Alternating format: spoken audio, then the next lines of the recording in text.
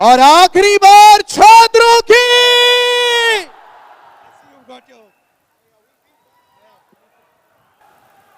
Good evening. How's everybody?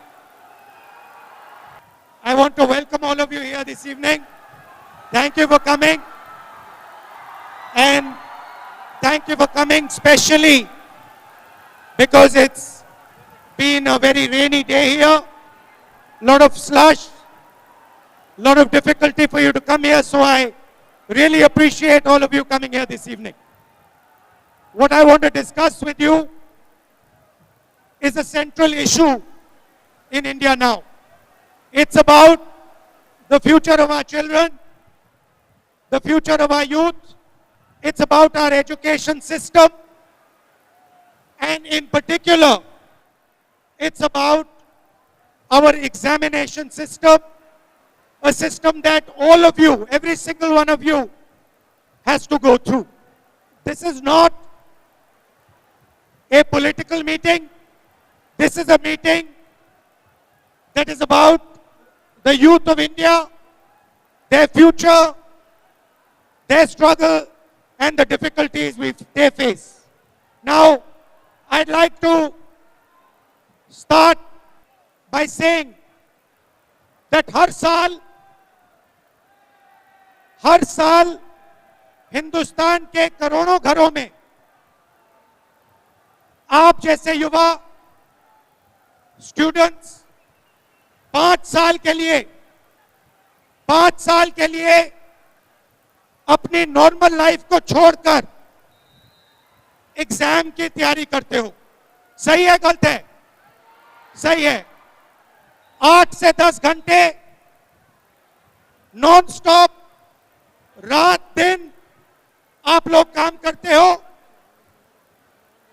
बाहर से लगता है कि सिर्फ आप लोग काम करते हो, मगर सच्चाई है कि आपके साथ आपकी फैमिली, आपके भाई, आपके बहन, सारे के सारे आपके साथ खड़े होते हैं और आपकी मदद करते हैं।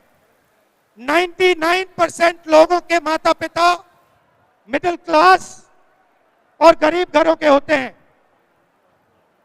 सिंपल से मैं आपको 2 आंकड़े देना चाहता हूं। पहला आंकड़ा जो मैंने आपको बोला, 8 से 10 घंटे 5 साल के लिए, और दूसरा आंकड़ा 9 लाख रुपए का खर्चा। यह खर्चा आपके माता पिता, सैलरी क्लास के लोग लोन लेके मेहनत करके आपको देते हैं, और उनके पूरी उम्मीद, फैमिली की उम्मीद आप पर होती है।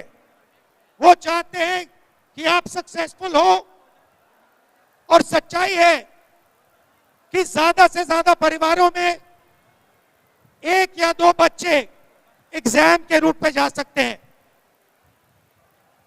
आपके ऐसे भाई बहन होते हैं जो एग्जाम नहीं कर सकते हैं। क्यों? क्योंकि घर में पैसा नहीं होता है। सैलरी क्लास के लिए 5 साल में 9 लाख रुपए बहुत होता है। अगर 2, 3, 4 बच्चों को इस रास्ते पे चलाना हो, उनके पास सिंपली पैसा नहीं होता है। तो इसमें आपकी मेहनत होती है, आपके माता पिता, आपके भाई बहनों का त्याग होता है। इस बात से आप सहमत हैं? अब सवाल उठता है कि हिंदुस्तान में करोड़ों युवाओं को इस रास्ते पे क्यों चलना पड़ता है? और उसका जवाब बहुत सिंपल है। जवाब है कि हिंदुस्तान में जैसे बाकी देशों में रोजगार के अलग अलग दरवाजे होते हैं। एक दरवाजा होता है मैन्युफैक्चरिंग का, दूसरा दरवाजा होता है एंटरप्रेन्योरशिप का, तीसरा कॉर्पोरेट जॉब का, चौथा दरवाजा होता है पब्लिक सेक्टर का, और नॉर्मली 5 में से 1 दरवाजा होता है सरकारी नौकरी का। मगर दुख की बात है कि हिंदुस्तान में 5 में से 4 दरवाजे आपके लिए बंद हैं। क्यों बंद है? क्योंकि हिंदुस्तान में मैन्युफैक्चरिंग सेक्टर बंद पड़ा हुआ है और चाइना का माल पूरे देश में बिकता है। ये जो आपके हाथ में फोन है, जो आप शर्ट्स पहने हो, ये सब चाइना से आता है। यहां की फैक्ट्रियां बंद है। दूसरा दरवाजा एंटरप्रेन्योरशिप का, ये क्यों बंद है? क्योंकि हिंदुस्तान में बैंक का जो पैसा है वो 3, 4, 5 बिजनेस ने कैप्चर कर रखा है।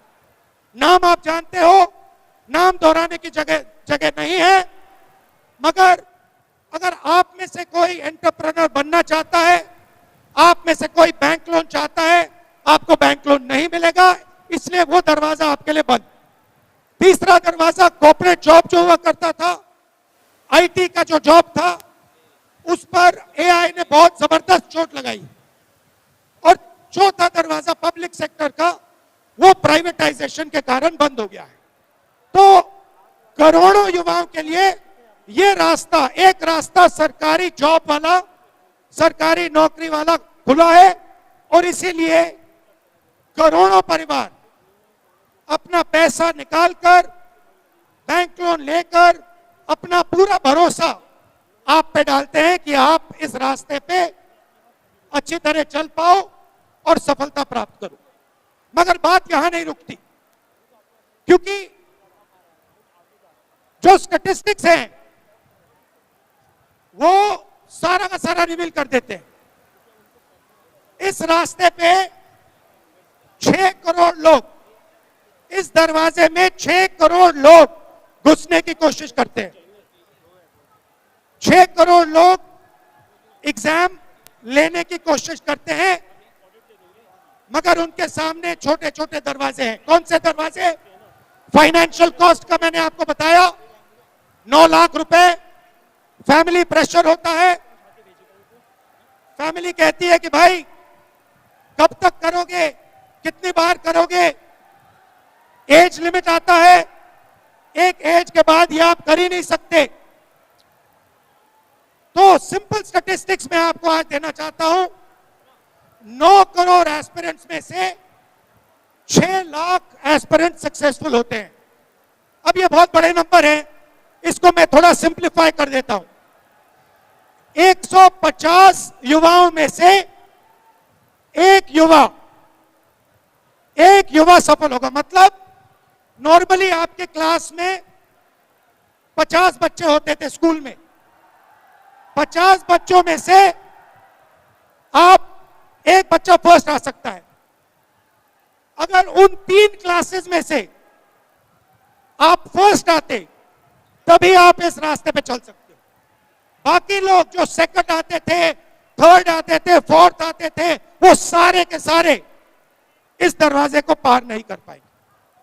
मगर सच्चाई यहां भी नहीं रुकती है, क्योंकि आपके सामने एक बहुत बड़ा दरवाजा है। कौन सा दरवाजा?